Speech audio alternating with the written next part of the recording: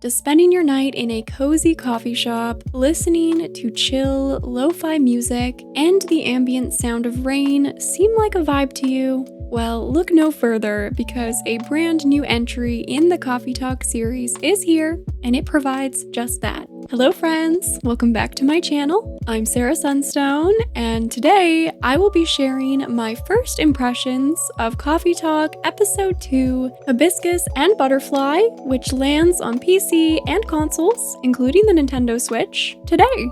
But before we get into the video, I would like to extend a very special thanks to Toge Productions for providing me with an early PC review key for the game. I truly appreciate both the opportunity and the cozy experience. So let's get into my first impressions.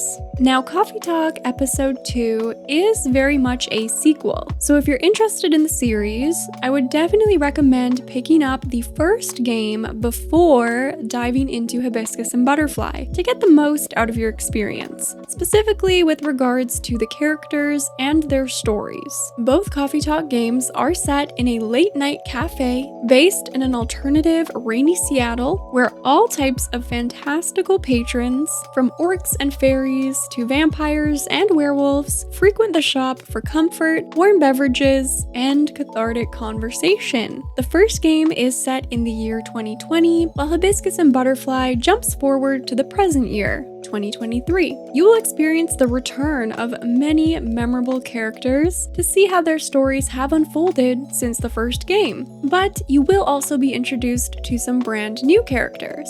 This game, at its core, is an interactive visual novel combined with a barista simulator. So if you're not a big fan of reading, then this game might not be for you, but I personally really enjoy the interactive nature of this sort of experience. It's really like a book, but better. I found my time at the game incredibly relaxing, the epitome of cozy, and I really appreciate the stories told in Hibiscus and Butterfly. Just like the first game, the writers do not hold back from sharing insightful, heartfelt messages that touch on some pretty deep, relevant, and important topics. And although there are no dialogue choices, you can still influence the diverse cast, their stories, and outcomes with the warm drinks that you serve. Of course, the drink brewing itself is absolutely a highlight in this game. You have the standard drinks to brew: coffees, teas, hot chocolates, and additional ingredients like ginger, mint, lemon, honey, cinnamon, and milk.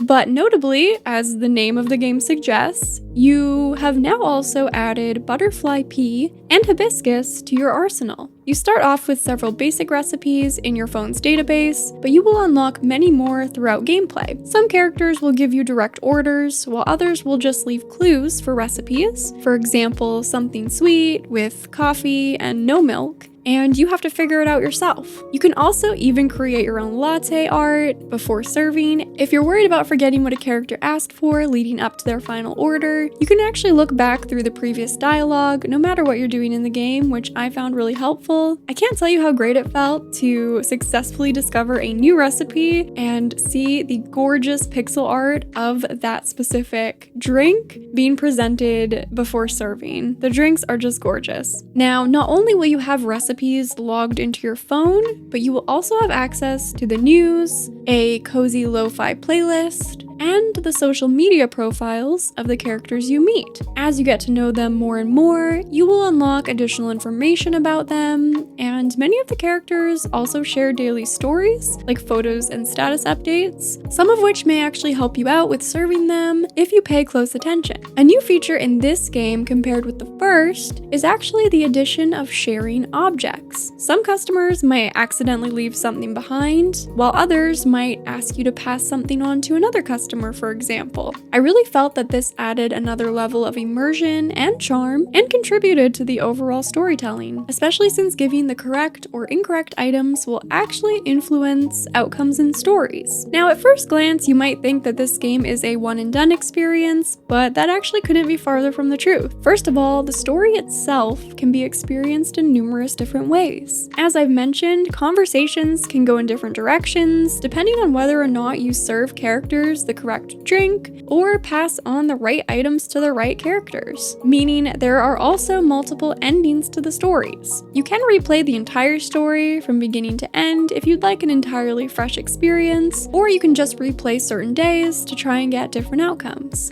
There are also 2 endless modes that you can enjoy at any time. In free brew mode, you can make drinks of your own creation endlessly, so mix and match and see what you can come up with. In challenge mode, you are given specific requests from customers that you have to fulfill in a certain amount of time, and are essentially given either a pass or fail on each order. I enjoyed playing around in both of these endless modes, and it was a great way to discover new recipes. Although this sequel doesn't break ground in terms of new gameplay, I personally see this as a good thing for returning players like me who are looking for more coffee talk. The gorgeous pixel art style mixed with a soothing soundtrack, charming characters, wholesome stories, and comforting warm beverages makes Coffee Talk Episode 2, Hibiscus and Butterfly a must-play for me. But let me know in the comments what you think. Will you be playing Coffee Talk Hibiscus and Butterfly? Did you play the first game in the series? Feel free to share your thoughts. Anything and everything, you know I always love hearing from you. Thank you once again to Toge Productions for the game key and the cozy experience. And with all that being said, thank you so much for watching. I love you all, and until next time, take care.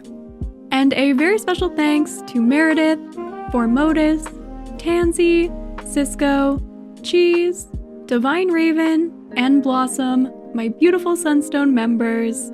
I love you all very much, and thank you so much for the extra support, which really helps to make all that I do on the channel possible and means the world to me.